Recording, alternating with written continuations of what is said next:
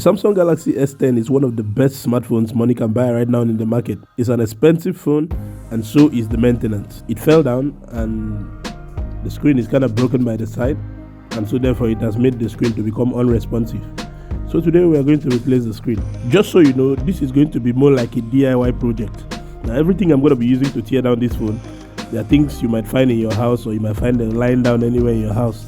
So the display I'm going to be using here is a little bit expensive because it's the 100% original display. It comes with everything inside the frame, like it comes with the frame of the phone, it comes with the earpiece, all the buttons are already fixed. Even the ultrasonic fingerprint is already built into this one. So this one cost me $265. I know that's a lot of money. That money can buy a lot of mid-range phones right now, but I think it's actually worth it. If you're fixing a phone like this, you use everything that is original so that you don't fix the phone and at the end of the day you start regretting why you got it fixed in the first place. So as I mentioned earlier, the tools we are going to be using for this teardown are things you already own in your house, probably. First of all is going to be the clinical alcohol. You can find this in regular pharmacies, at least around where I live. Secondly, we're going to be using a screwdriver, a pin, a razor, and this little plastic here I took off a screen protector I bought for a phone. And of course, we're going to be needing a heat gun. So I'll just turn on my heat gun and start heating the back of the phone so that it will melt the adhesive that is holding the glass to the frame of the device. Now, something I might have to warn you here is the fact that anytime you repair a phone like this, the phone will no longer be water resistant. The reason why the phone is water resistant is because of the adhesive that they use to coat inside of the device. Now, whenever you open the phone, you're actually taking off this adhesive and you can't replace it back. So after this kind of repairs, please don't put your phone inside water. You are going to damage it. So once I hit the device and the device is hot enough, I just take the razor, dip it into the alcohol and try to make my way into the phone. Now, the reason why I dip it into the alcohol is because the alcohol melts the gum. When the gum makes contact with the alcohol, the gum starts melting off. May I also say, this is a very gradual process. Do not do it in a hurry. When I'm able to raise the glass up enough and I have a large space, that's where the plastic comes in. This little plastic here that came out of the screen protector I told you about, that's where it comes in. So as normal, I'm going to also dip it inside the alcohol and put it inside there. The reason why I'm using the plastic, I could just use the razor all through. Now the plastic makes the process a little bit faster. Why? Because the razor is a little bit small and I'm afraid not to scratch the inside of the glass or cut something inside, maybe a flex or something. So the plastic gives me a little bit more control because since it's a bit soft, it's not that strong. Whenever maybe my hand shakes, the plastic will also just bend to that direction. So that way I end up not cracking the back of the device. This whole process took me about 2 to 3 minutes to take the glass off, and that's because I was being very, very careful.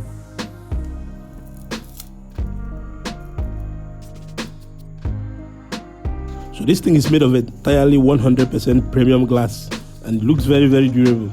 There are 14 screws that are holding that back frame that houses the wireless charging coil and the stereo speakers to the frame of the device. So I'm going to have to lose all of them so that I can take out the frame.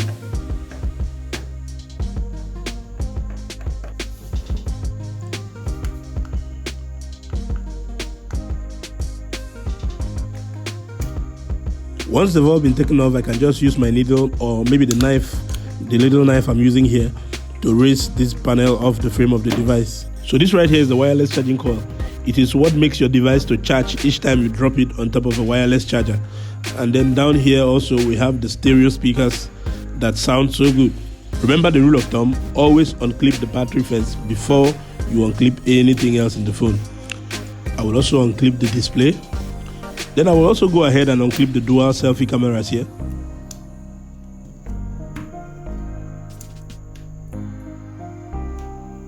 These dual selfie cameras take really good pictures. No optical image stabilization on any of them. I'll go ahead and unclip the connector for the headphone jack.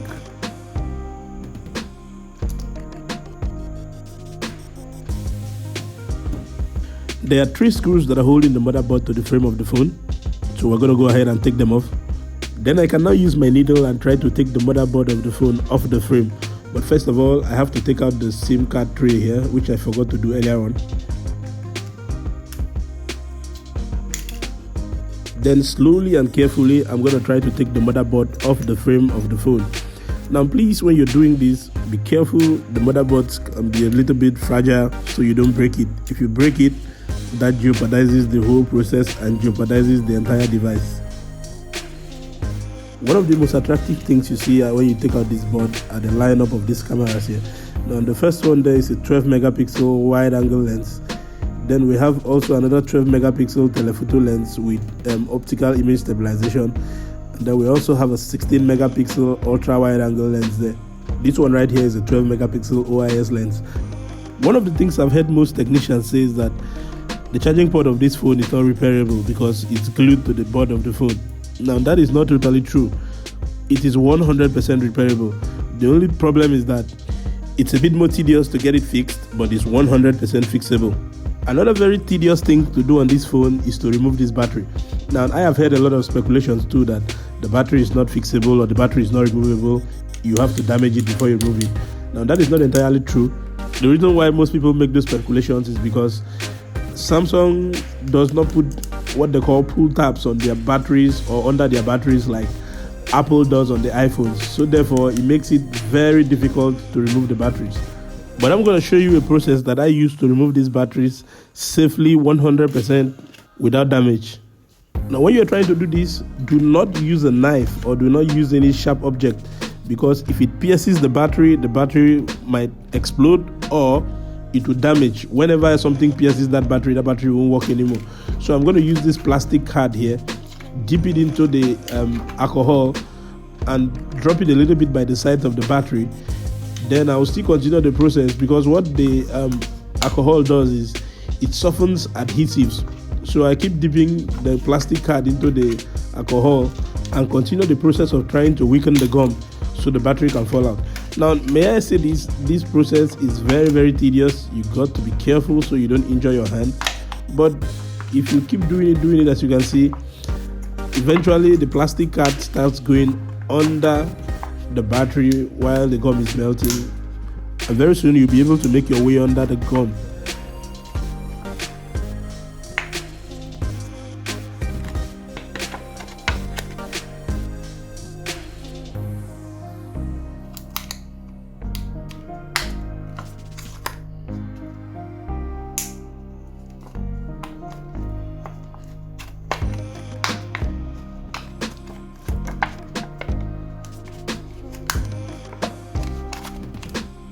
And as soon as you do that, check it out, voila, the battery just falls out without any damage.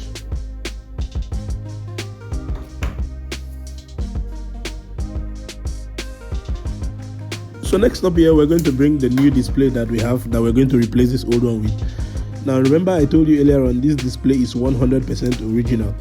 It has everything in place, so you don't have to start unscrewing anything from the old display into the new one. Everything is already inside this one. So next up, I'm going to take this plastic or this nylon that is covering the gum. Then I'm going to take the battery and just sit it in there so that it sits into place. While trying to fix the board into the new frame, I made a mistake here. Now, I was supposed to take out the headphone jack before I fixed the board in. I didn't actually know this, or it didn't actually occur to me that the headphone jack was already there. I kept trying to sit the board wasn't sitting. It took me a couple of tries, then I remember that, I had to remove the headphone jack before the board would sit into place. Then I fixed it back into its position. As soon as that was done, I was able to sit the board into position and started replacing everything that I took off back. So having done everything, I decided to first of all test the display before I start coupling every other thing back.